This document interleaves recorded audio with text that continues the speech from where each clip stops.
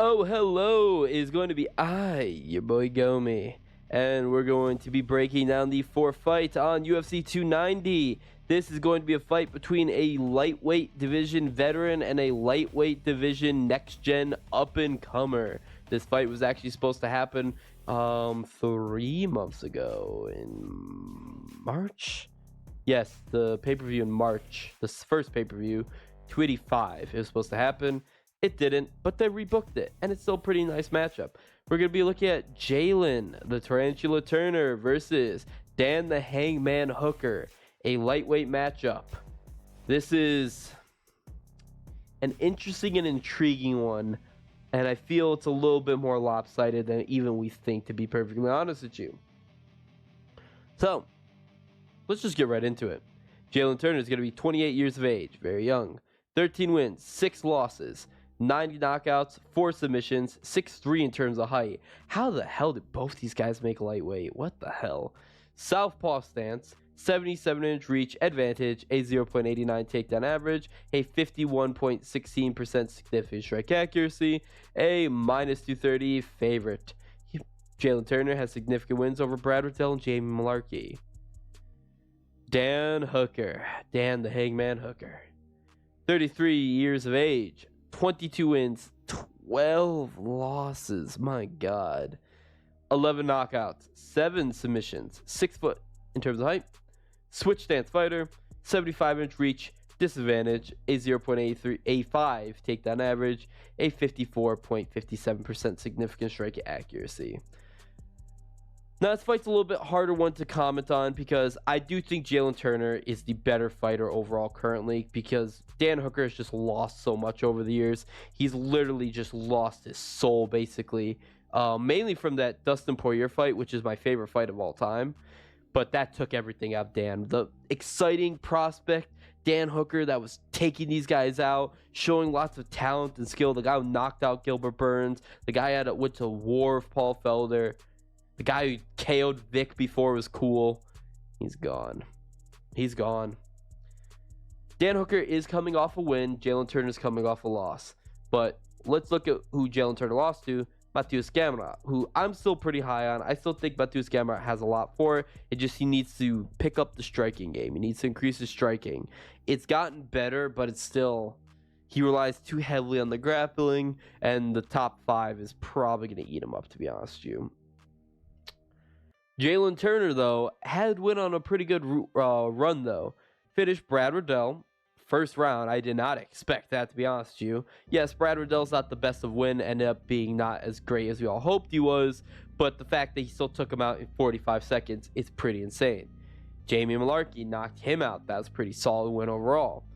Beyond that, nothing really crazy, to be honest with you. He got knocked out by Matt Frevola, who ended up being a lot better. He got knocked out by Vicente Luque. Like, nothing crazy. He had a very mid-run at welterweight, went down to lightweight, and he's had a pretty solid run, and we really like the skills we've seen from him. Could I see the old Dan Hooker come out of nowhere and just absolutely take him out? Yes, I could see that. But Hooker had gotten massacred by Dustin Poirier, and then he got his arm ripped off by Islam, and then he got flatline KO'd and lost 4 years of his life by Chandler, and blitzed by Arnold Allen. I feel all of those wore on him. We're not going to see that old Dan Hooker again. I think Jalin Turner is going to use his range. Actually, for the first time in a while, Dan Hooker is outranged by someone. I feel Jalin Turner is going to use that range, and he has a very slick submission game that I could see him either dropping or hurting Hooker, grabbing a neck, and then just choking him out. I can absolutely see that. I'm going to be leaning towards him by submission.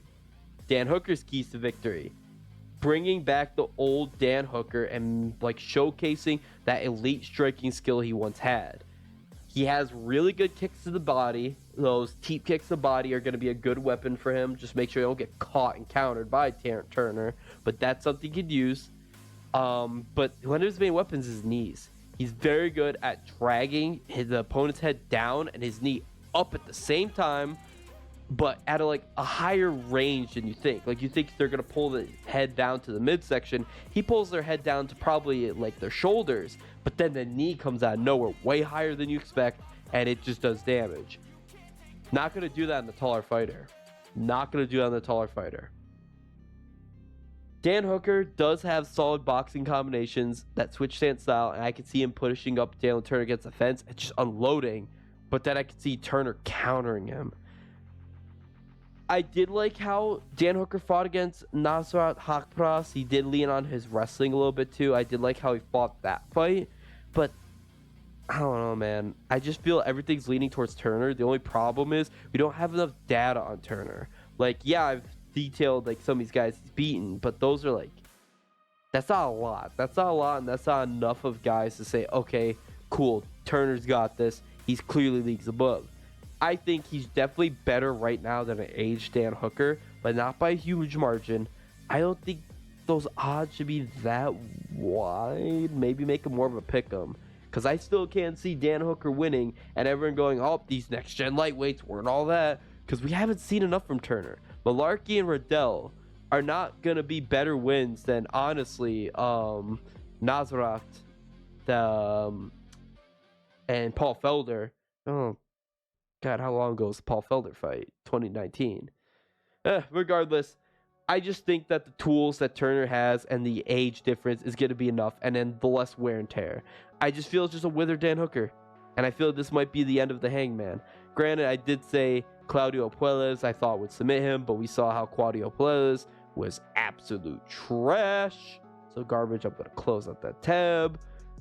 I don't think Turner's a fraud like Claudio, though. I don't think he's going to be a fraud, and I think Jalin Turner is going to get the W, and I think it's going to be a finish. I can see a decision. But if it's a decision, I'm going to lean towards more Dan Hooker, just being able to last long. Just be able to last longer, being more of a craftier fighter. Be a crafty veteran more so. But as of right now, I'm leaning towards Jalin Turner to get it done by submission. Let me know what you think in the comment section down below. Once again, this has been your boy Gomi. Bye-bye.